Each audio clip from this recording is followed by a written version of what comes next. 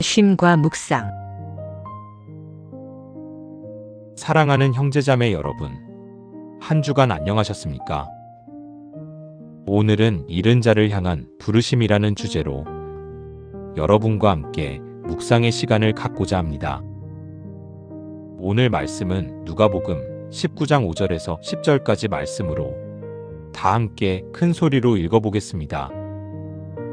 예수께서 그곳에 이르사 우러러 보시고 이르시되 삭개오야 속히 내려오라. 내가 오늘 내 집에 유하여야 하겠다 하시니 급히 내려와 즐거워하며 영접하거늘 무사람이 보고 수군거려 가로되 저가 죄인의 집에 유하러 들어갔도다 하더라. 삭개오가 서서 주께 여짜오되 주여 보시옵소서 내 소유의 절반을 가난한 자들에게 주겠사오며 만일 네 것을 토색한 일이 있으면 사배나 갚겠나이다. 예수께서 이르시되 오늘 구원이 이 집에 이르렀으니 이 사람도 아브라함의 자손이미로다. 인자에 온 것은 잃어버린 자를 찾아 구원하려 함이니라. 아멘. 사랑하는 형제자매 여러분, 우리는 지금 인류 역사상 가장 연결된 시대를 살아가고 있습니다. 스마트폰 하나면 지구 반대편에 있는 친구와 실시간으로 대화할 수 있고 SNS를 통해 수백, 수천 명과 동시에 소통합니다. 카카오톡 단체방은 늘 새로운 메시지로 가득하고 인스타그램 피드는 끊임없이 업데이트됩니다. 우리는 그 어느 때보다 많은 사람들과 가깝게 지내고 있습니다. 그런데 이상하지 않습니까? 통계청의 최근 조사에 따르면 한국인의 외로움 지수는 매년 증가하고 있습니다. 특히 20대, 30대 세대의 고독감은 심각한 수준입니다. 사람들은 수백 명의 친구 목록을 가지고 있으면서도 나는 혼자다, 아무도 나를 이해하지 못한다고 말합니다. 화려한 군중 속에서 우리는 그 어느 때보다 더 처절하게 외롭습니다. 왜 이런 역설이 발생할까요? 그것은 현대 사회가 우리를 있는 그대로의 존재로 보지 않기 때문입니다. 세상은 끊임없이 우리에게 질문을 던집니다. 당신은 얼마나 성공했습니까? 당신의 스펙은 무엇입니까? 당신은 얼마나 영향력 있는 사람입니까? 당신의 연봉은 얼마입니까? 당신은 쓸모 있는 사람입니까? 우리는 성과로 평가받고 역할로 정의되며 생산성으로 가치를 매겨집니다. 직장에서는 실적으로, 학교에서는 성적으로, 가정에서조차 얼마나 좋은 부모인지, 얼마나 효도하는 자녀인지로 판단받습니다. 그래서 우리는 실패한 모습, 약한 모습, 부끄러운 모습을 필사적으로 감춥니다. 두꺼운 가면을 쓰고 살아갑니다. 겉으로는 웃고 있지만 속으로는 진짜 내 모습을 알면 아무도 나를 사랑하지 않을 거야 라는 두려움에 떨고 있습니다. 성경은 이 상태를 가리켜 잃어버린 상태라고 부릅니다. 하나님을 떠난 인간은 아무리 높이 올라가도 아무리 많은 것을 소유해도 영혼의 미아가 될 수밖에 없습니다. 집 주소는 알지만 집이 어디인지 모르는 사람, GPS는 있지만 목적지를 잃어버린 사람, 그것이 바로 현대인의 영적 상태입니다. 오늘 우리가 만날 본문에는 바로 그 전형적인 인물이 등장합니다. 세상의 정점에 섰으나 가장 깊은 바닥에서 길을 잃은 한 사람, 모든 것을 가졌으나 정작 자기 자신을 잃어버린 한 남자, 바로 삭개오입니다. 그의 이야기를 통해 우리는 오늘 우리 자신의 모습을 발견하게 될 것입니다. 성경은 그를 짧고 강렬하게 소개합니다. 삭개오라 이름하는 자가 있으니 세리장이요 또한 부자라. 단 한 문장이지만 이 속에는 삭개오의 전체 인생이 압축되어 있습니다. 먼저 그의 직업을 봅시다. 세리. 당시 유대인들에게 세리는 단순한 직업이 아니었습니다. 그들은 로마 제국의 앞잡이였습니다. 동족의 고열을 짜내어 이방 정복자에게 바치는 반역자였습니다. 유대인들은 세리를 사람의 탈을 쓴 짐승 취급했습니다. 회당 출입이 금지되었고 법정에서 증인으로 설 수도 없었습니다. 그들의 돈은 부정한 것으로 여겨져 헌금조차 받지 않았습니다. 랍비들의 가르침에 따르면 세리와 식사를 함께하는 것은 율법을 범하는 것이었습니다. 그런데 삭개오는 그냥 세리가 아니라 세리장이었습니다. 여리고는 당시 무역의 중심지였고 그곳의 세리장이라는 것은 세금 징수 조직의 최고 책임자라는 의미입니다. 그는 다른 세리들을 고용하고 관리하는 위치에 있었습니다. 그만큼 더 많은 부를 축적했고 그만큼 더 깊은 증오를 받았습니다. 성경은 또한 그가 부자였다고 기록합니다. 그는 갖고 싶은 것은 무엇이든 가질 수 있었을 것입니다. 큰 저택, 화려한 옷, 진귀한 음식, 물질적으로 그에게 부족한 것은 없었습니다. 그러나 돈으로 살 수 없는 것이 하나 있었습니다. 바로 사람들의 존경, 따뜻한 시선, 진심 어린 관계였습니다. 상상해 보십시오. 삭개오가 거리를 걸어갈 때의 풍경을요. 사람들은 홍해가 갈라지듯 길을 터주었을 것입니다. 존경해서가 아니라 더러워서 피한 것입니다. 어머니들은 아이들의 손을 붙잡고 삭개오가 지나갈 때까지 기다렸을 것입니다. 저 사람 보이지? 절대 저렇게 되면 안 된다. 저건 인간도 아니야. 삭개오의 귓가에는 매일같이 비난과 저주가 꽂혔을 것입니다. 배신자, 매국노, 저 인간은 절대 안 변해. 저건 지옥불에 떨어질 놈이야. 하나님도 저런 놈은 용서 안 하실 거야. 삭개오도 처음에는 마음이 아팠을 것입니다.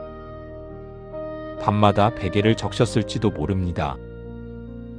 그러나 시간이 지나면서 그는 마음의 문을 닫았습니다. 그래, 나는 죄인이다. 나는 더러운 인간이다. 그래서 뭐, 나는 최소한 부자다. 너희들보다 훨씬 잘 산다. 그는 돈으로 성벽을 쌓았습니다. 재산이라는 두꺼운 담 안에 자신을 유배시켰습니다.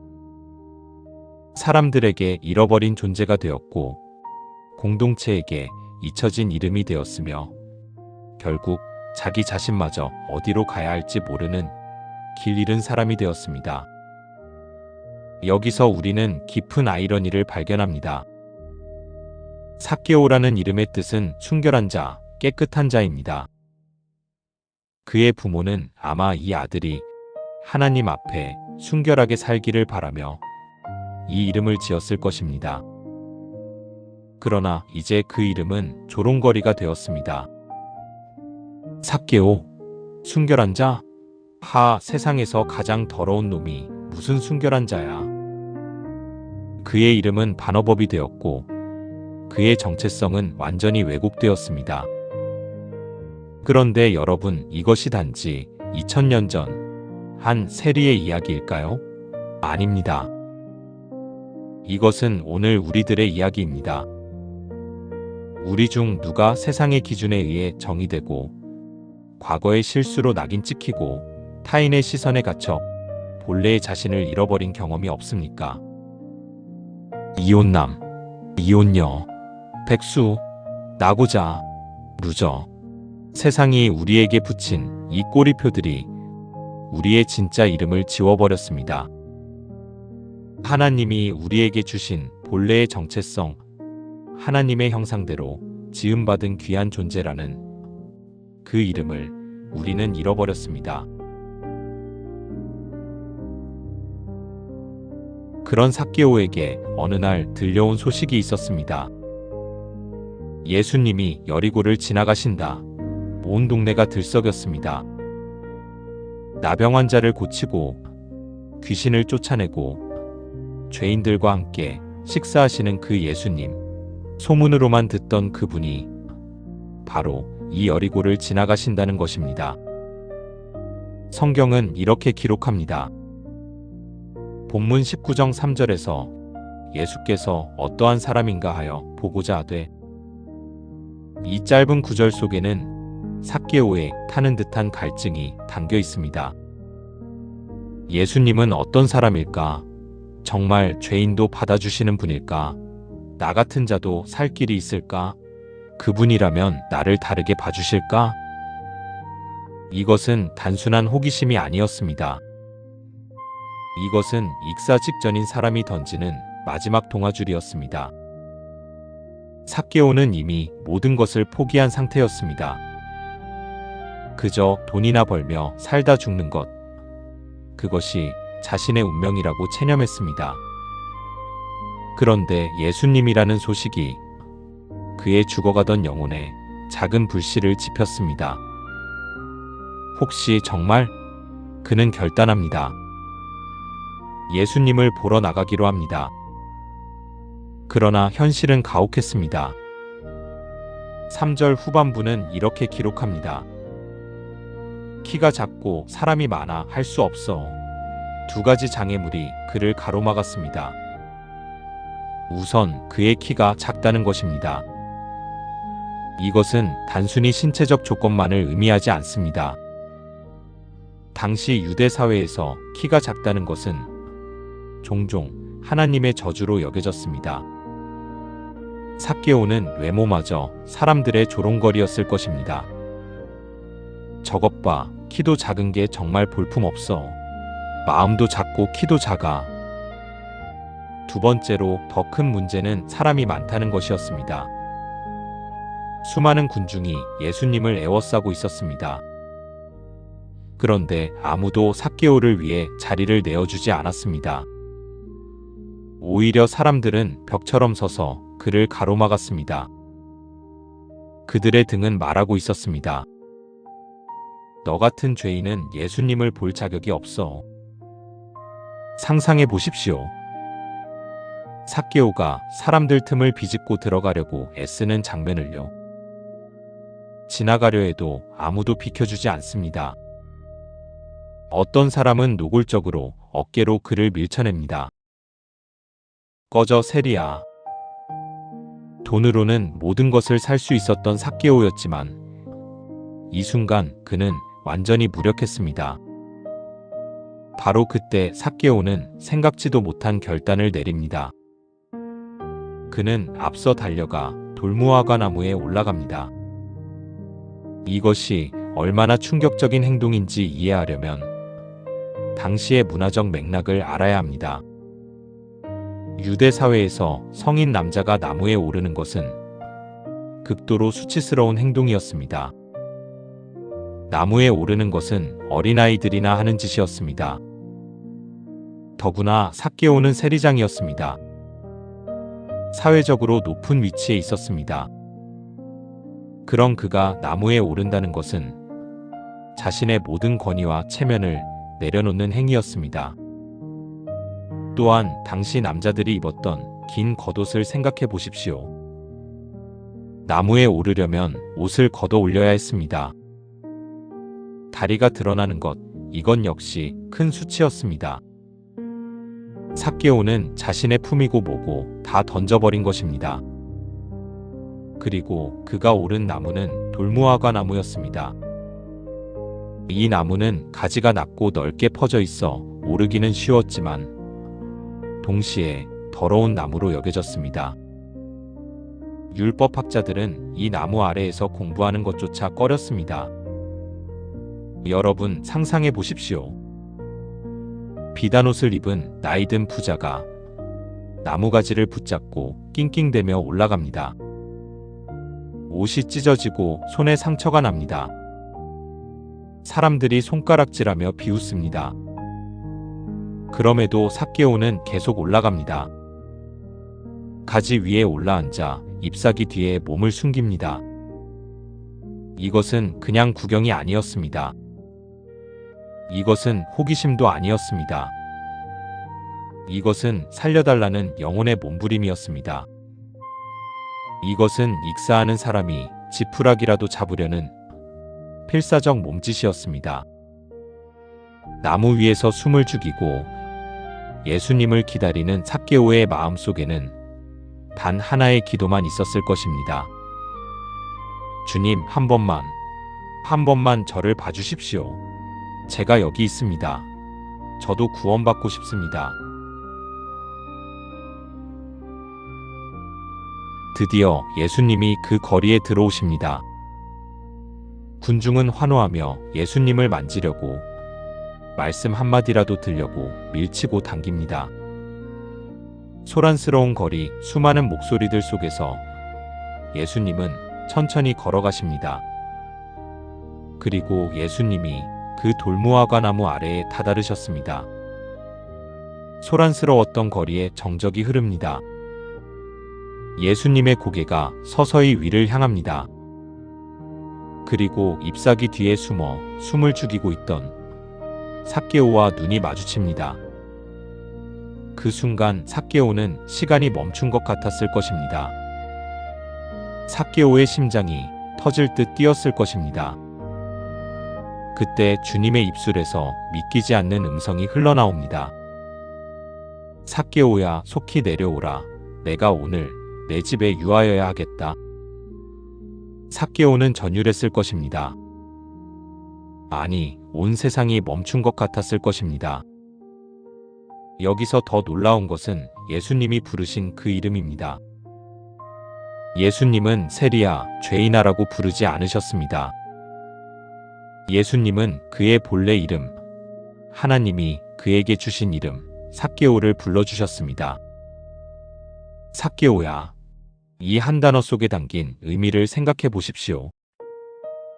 세상은 그를 더러운 세리라고 불렀습니다.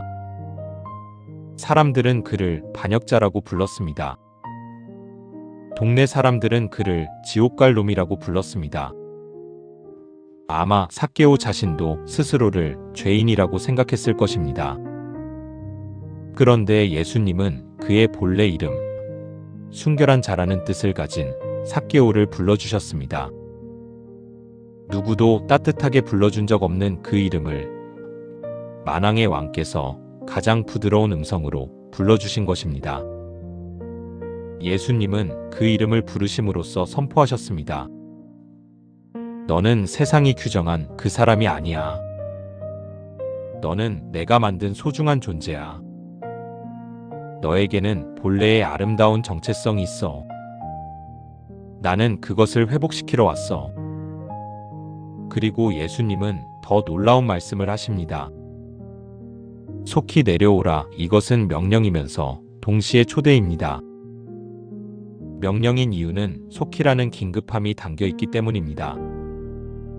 초대인 이유는 강제가 아니라 사랑의 부르심이기 때문입니다. 예수님의 삭개오를 향한 그 부르심은 더 이상 숨지 말고 더 이상 부끄러워하지 말라는 위로입니다.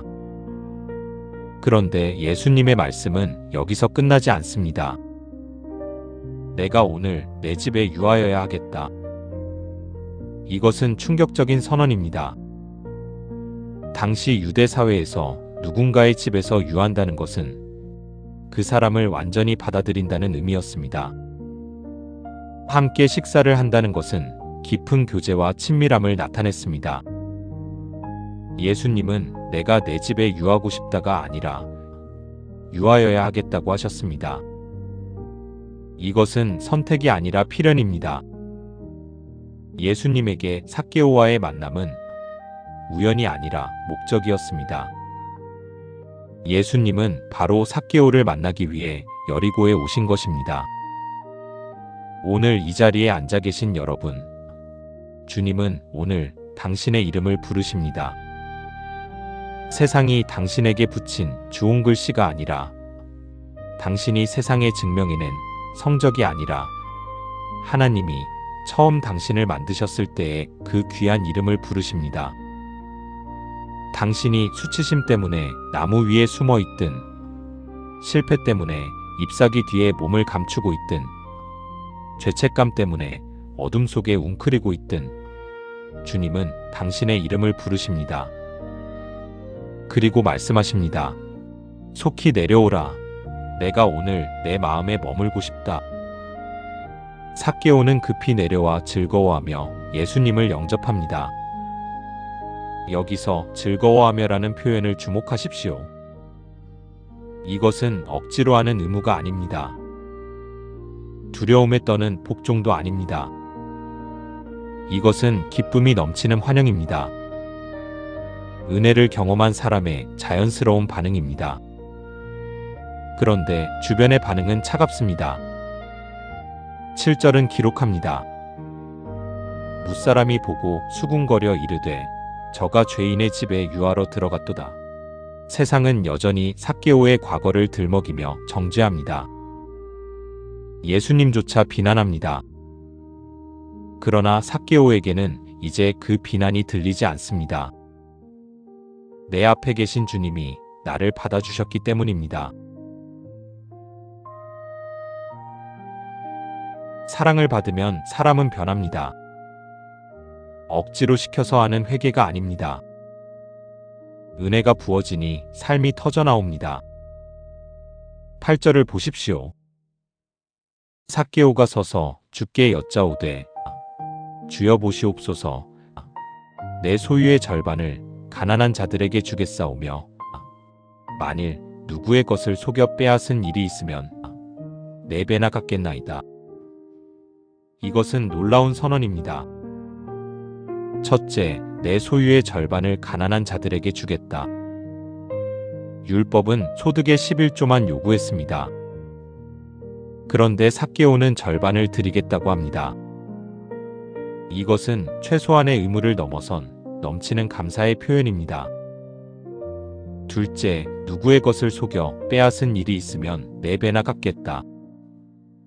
율법에 따르면 도둑질한 것을 갚을 때는 원금의 20%를 더해서 갚으면 되었습니다. 그런데 삭개오는 4배를 갚겠다고 합니다. 이것은 출애굽기 22장 1절에 양을 훔친 자에 대한 배상 규정에 해당하는 수준입니다. 삭개오는 최대한의 보상을 하겠다는 것입니다. 한번 계산해 보십시오. 만약 삭개오가 100만 데나리온을 가지고 있었다면 절반인 50만을 가난한 자들에게 주고 나머지 50만 중에서도 부정하게 얻은 것을 4배로 갚으면 거의 전 재산이 사라지는 것입니다.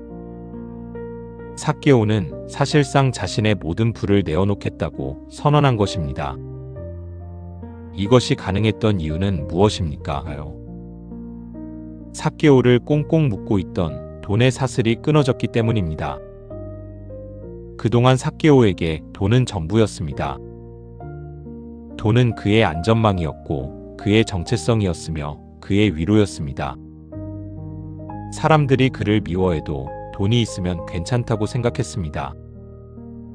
하나님과 멀어져도 돈이 있으면 살 수 있다고 믿었습니다. 그러나 주님을 만나니 주님 한 분만으로 충분해진 것입니다.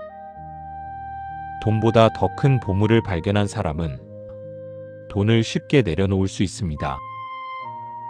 마태복음 13장 44절의 비유처럼 밭에 감추어진 보화를 발견한 사람은 기쁨으로 가서 자기의 모든 소유를 팔아 그 밭을 삽니다. 억지로가 아닙니다. 기쁨으로 합니다. 삭개오도 마찬가지였습니다.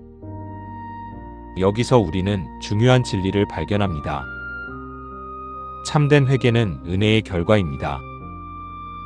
많은 사람들이 착각합니다. 내가 먼저 회개해야 하나님이 나를 받아주실 거야. 그러나 성경은 정반대입니다.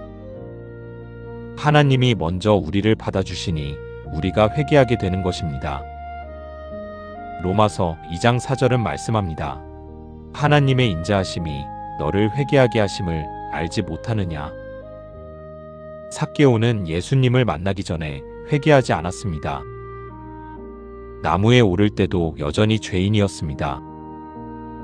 그러나 예수님이 그의 이름을 불러주시고 그의 집에 들어가셨을 때 은혜가 그의 마음을 녹였습니다. 그리고 자연스럽게 회개와 변화가 터져나온 것입니다. 이것이 복음입니다. 율법은 내가 변해야 하나님이 받아주신다고 말합니다. 그러나 복음은 하나님이 먼저 너를 받아주시니 너는 변화된다고 선포합니다. 율법은 위에서 아래로 명령합니다. 복음은 아래에서 위로 끌어올립니다. 더욱 아름다운 것은 예수님의 반응입니다. 본문 9절과 10절을 보십시오. 예수께서 이르시되 오늘 구원이 이 집에 이르렀으니 이 사람도 아브라함의 자손이미로다.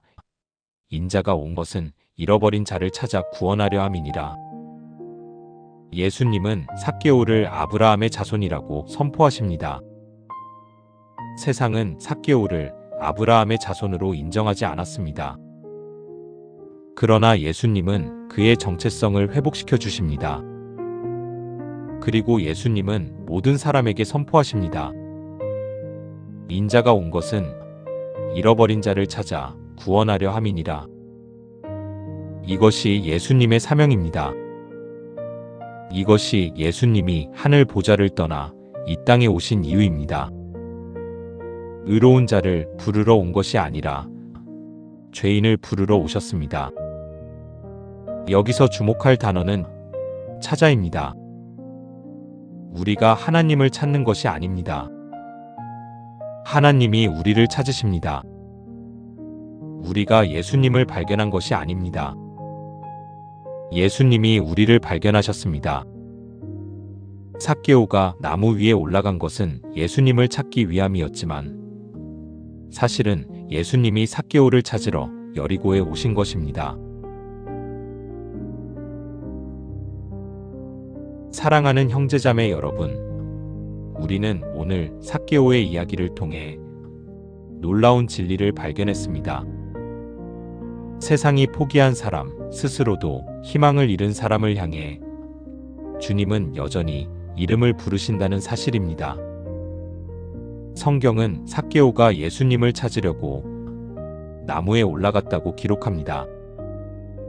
그러나 더 깊은 진실은 이것입니다. 예수님이 삭개오를 찾으러 여리고에 오셨다는 사실입니다. 주님은 이미 삭개오가 나무 위에 있을 것을 아셨고 그의 고립된 눈물을 보셨으며 그의 목마른 영혼을 아셨고 그의 이름을 미리 알고 찾아오신 것입니다. 누가복음 15장의 세 가지 비유를 기억하십니까? 잃은 양 한 마리를 찾아 광야를 헤매는 목자, 잃은 드라크마 하나를 찾아 온 집안을 뒤지는 여인, 잃은 아들이 돌아오기를 매일 기다리는 아버지. 이 모든 비유의 핵심은 동일합니다. 하나님은 잃어버린 자를 찾으시는 분입니다. 포기하지 않으시고 끝까지 찾으시고 발견하시면 기뻐하시는 분입니다. 오늘의 말씀을 마무리하며 상상해 봅니다. 그날 밤 예수님을 모시고 잔치를 끝낸 후 홀로 남은 삭개오는 아마 조용히 울었을 것입니다. 그것은 서러움의 눈물이 아니었습니다. 안도와 감격과 기쁨의 눈물이었을 것입니다. 여러분 중에 삭개오처럼 마음의 나무 위에 숨어 계신 분이 있습니까? 과거의 실수 때문에 하나님 앞에 나아가기를 두려워하십니까? 죄를 너무 많이 지어서 하나님이 나를 용서하실 리 없다고 생각하십니까? 하나님께 돌아가기엔 너무 늦었다고, 나는 너무 멀리 왔다고, 나는 구원받을 자격이 없다고 생각하십니까? 아니면 아직도 주님이 누구인지 모르십니까? 주님은 오늘도 당신의 이름을 부르십니다. 세상이 당신에게 붙인 꼬리표가 아니라 하나님이 당신을 창조하실 때 주신 본래의 이름을 부르십니다. 그리고 말씀하십니다. 속히 내려오라. 내가 오늘 너의 마음에 머물고 싶다. 이 부르심에 응답하십시오. 더 이상 숨지 마십시오. 더 이상 도망가지 마십시오. 주님은 당신을 단 한순간도 잊으신 적이 없습니다. 주님은 지금 이 순간에도 당신을 찾고 계십니다. 당신의 이름을 부르고 계십니다. 잃은 자를 끝까지 찾으시는 그 사랑, 이름을 불러 존재를 회복시키시는 그 은혜, 죄인을 아브라함의 자손으로 선포하시는 그 복음이 오늘 여러분의 삶에 임하기를 예수 그리스도 이름으로 축복합니다. 아멘. 오늘 말씀을 일상생활을 하면서 또는 잠자리에 들기 전에 묵상 기도의 시간을 꼭 가지시기 바랍니다. 귀한 시간 함께 해주셔서 감사합니다. 구독과 좋아요, 알림 설정으로 이 빛의 메시지를 더 많은 분들과 나눠주세요. 감사합니다.